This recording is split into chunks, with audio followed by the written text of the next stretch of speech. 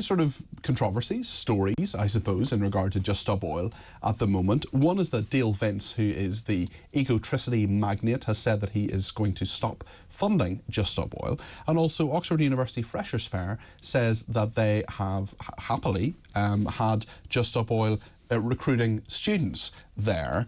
Do you think they were right to allow Just Stop Oil into their Oxford University Freshers' Fair, firstly, Jim? Well, yeah, from a point of view of whether it's legal or not, it certainly is. And I'm sure the Oxford University Fair have invited other groups from other spectrums, if you like. If they'd invited the Bullingdon Club, for example, they might be in the corner somewhere. No, they certainly haven't invited the Bullingdon Club, because that's the one that Boris Johnson and George Osborne and David Cameron and various people were part of, and you've got to be selected to be a member of that. That's certainly not a Freshers' Fair. But in regard to specifically Just Stop Oil, they've given us a statement. It says, we saw over 10,000 students attending the Oxford Student Union Freshers' Fair. Oxford Student Union is a proud supporter of free speech, and as such would never deny any student society the opportunity to have a stall at our Freshers' Fair on a first-come, first-served basis, Jim.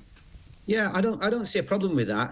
I mean, if people want to walk past the stall because they don't believe in it, they're quite entitled to. If people want to chat with them and find out what they're about... But are they not encouraging people to break the law, Jim? Well, they're not breaking the law at the Freshers' Fair, are they? No, but the organisation, by its very nature, breaks the law quite a lot, and there have been many, many arrests in terms of what they've done. And, I mean, look, I'm sure 18, 19-year-olds who are at Oxford University, or indeed many universities, or indeed not at university, can make up their minds whether they want to join Just Stop Oil or not. But essentially, you are recruiting people to take part in criminal activity.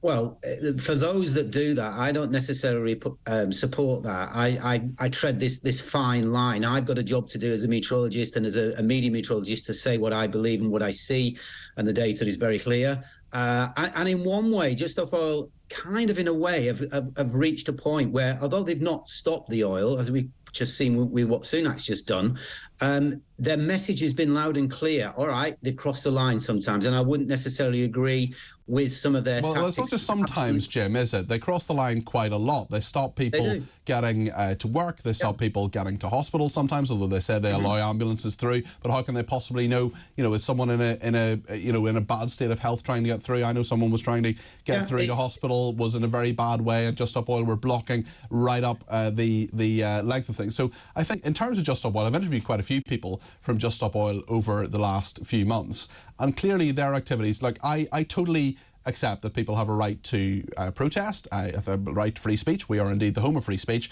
There are lots of people who say lots of things about the environment that I perhaps don't agree with, and lots of other topics as well. But Just Stop Oil itself is an organisation that I cannot support because they break the law so much. So I suppose it goes back to that fundamental question that Dale Vince has said he's not going to fund them anymore. He's going to go to Labour. But should they be recruiting people at Freshers' Fairs, including, I mean, it's not Oxford University, but we've seen other Freshers' Fair, like Bristol, for example, Bristol University saying that they wouldn't allow the army to recruit, which I think is ludicrous.